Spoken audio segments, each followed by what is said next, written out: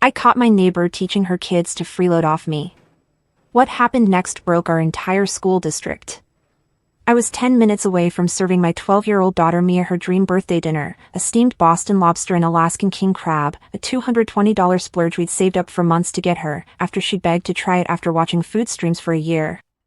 My husband was supposed to pick her up from school, swing by the mall for a last-minute gift, and come home to our quiet family celebration.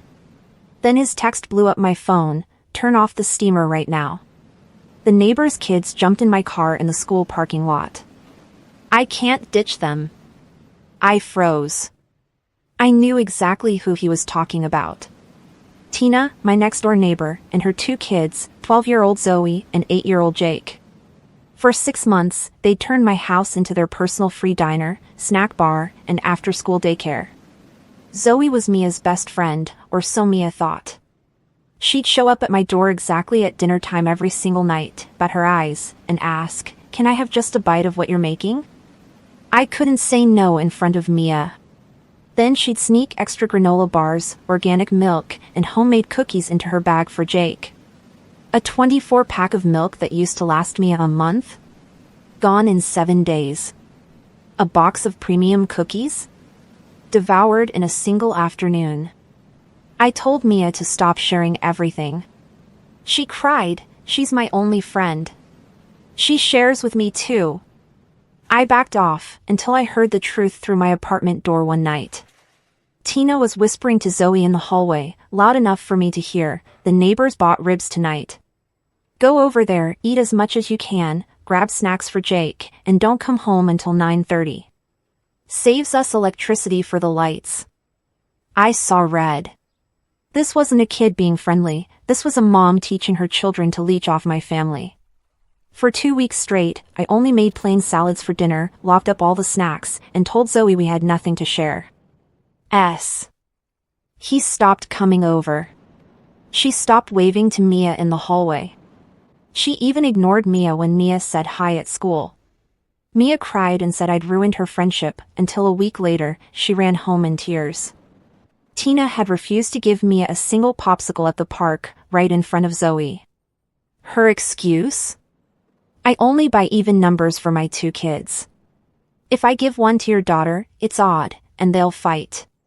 You wouldn't understand, you only have one."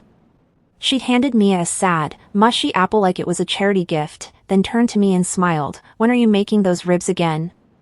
"Zoe's been craving them, I'm a terrible cook." I told her to buy her own damn ribs. I thought that was the end of it. I was so wrong. Which brings us back to Mia's birthday. I turned off the steamer, shoved the seafood in the fridge, and braced myself. 2 minutes later, there was a knock at the door. Tina was standing there with Zoe and Jake, already reaching for the doorknob to push her way in. "Heard you got seafood for the birthday. I'm not cooking tonight, the kids will just eat here." "Thanks, neighbor." I slammed my body against the door to hold it shut. "We're doing a family-only dinner tonight. No guests." Tina's smile dropped. "No guests. I saw the seafood delivery guy drop off 2 big boxes at your door this morning. My kids haven't had seafood in months, this is perfect." She pulled a crumpled $20 bill out of her pocket, held it up, and started yelling loud enough for the whole hallway to hear. "It's Mia's birthday. I brought a gift. You're really gonna turn us away over some crab? That's so selfish." Neighbors started poking their heads out. I could hear them whispering about how stingy I was, how kids will be kids, how it was just a birthday dinner. My husband pulled up just then, and Tina shoved the $20 at him, and that's when Zoe and Jake slipped through the half-open door, bolted for the kitchen, and ripped open the fridge. I heard a pot clatter to the floor, then Jake's high-pitched scream, "MOM. They have the crab and lobster in here." My husband pulled the kids out of the kitchen. Jake threw himself on the floor, screaming at the top of his lungs. Tina lunged at my husband, screaming, "Did you hit my son? You monster." She spent the next 5 minutes yelling at us in front of the whole building, calling us cheap, cruel, bullies who hated kids. The neighbors ate it up, nodding along and telling us we should just let them stay. We slammed the door in their faces. We thought the worst was over. 30 minutes later, our entire school district's PTA group chat exploded. Tina had posted a novel. Can't believe how cruel some parents are. My daughter's best friend had a birthday, I brought a gift, and they kicked my kids out and locked the door just to eat king crab and lobster in secret. They treat my kid like garbage just because we're not rich enough for them. Heartbroken for my babies.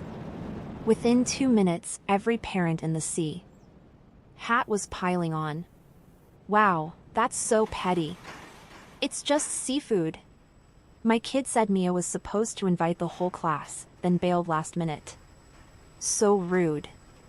I throw a party for my kid every year and invite the whole grade. It's not that expensive. If you can't share with kids, you shouldn't have kids. I stared at my phone, shaking with rage. Then I laughed. I had receipts. I typed one message, hit send, and watched the chat go dead silent. First, I posted a 6-minute audio recording, taken on my doorbell camera, of Tina forcing her way into my house, yelling about the seafood, and falsely accusing my husband of hitting her kid. Second, I posted a screenshot of 6 months of Amazon and grocery receipts, every hoodie, every pair of sneakers, every pack of markers, every box of snacks I'd bought for Zoe, totaling over $800. I added a line, Zoe is wearing the $65 Lululemon hoodie I bought her in the picture you posted of her this morning. Third, I posted the video of Tina telling Zoe to go to my house to eat ribs, steal snacks, and save electricity. I closed with one line, my kindness isn't an all-you-can-eat buffet. You taught your kids to leech off people, and now you're mad we cut the line. The chat erupted. Parents who'd been calling me selfish 2 minutes earlier were now blowing up my DMs, saying their kids had been leeched off by Zoe too. Tina spammed the chat calling me a liar, then started spamming my phone with calls and texts begging me to delete it. I blocked her. The PTA president shut down the chat 10 minutes later, made a new one, and banned Tina from it entirely. I thought I'd won. I had no idea this was just the start of her war on my family. First, the Amazon boxes I left outside my door for recycling started vanishing. I thought it was the building's recycling crew, until I woke up at 3 a.m. to scratching at my door. I looked through the peephole, and there was Tina, spraying my cardboard boxes with a water bottle to make them heavier, then shoving them into a trash bag. I followed her to the scrapyard the next morning. I heard her say to Zoe, "Can't eat their food anymore, but these boxes get us free chicken tenders. Spraying them with water gets us an extra $5 every time." The chicken place she was taking them to? It had just been shut down by the health department for salmonella 2 days earlier.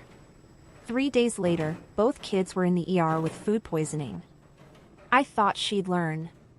She didn't. Next, I found out she'd been raiding the building's Goodwill donation bin. She'd steal people's donated clothes, wash them, and sell them on Poshmark. I found my own Levi's jacket I'd donated a week earlier, listed for $25 with 12 people asking to buy it. I pulled the building's security footage of her digging through the bin, posted it in the building's tenant group chat, and tagged everyone. Your donated clothes aren't going to charity. They're going to her Poshmark store. The build. ING lost its mind. A tenant found her North Face jacket listed for $50. Another found her son's soccer cleats listed for $30.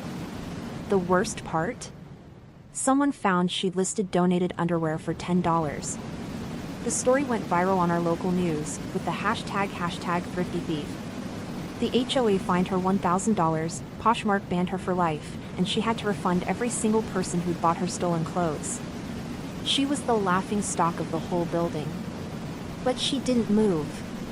She took every bit of her rage and aimed it at the one person she knew would hurt me most, Mia. Mia was a straight-A student, our class's English rep, and on the student council. Overnight, her life turned into a nightmare. First, trash started appearing in the section of the classroom she was responsible for cleaning. The class lost the monthly Spirit Award, and the whole class turned on her. She told the teacher, Ms. Lewis, that Zoe had thrown the trash there and asked to see the classroom security camera footage. Ms. Lewis shut her down in front of the whole class. Zoe is a model student.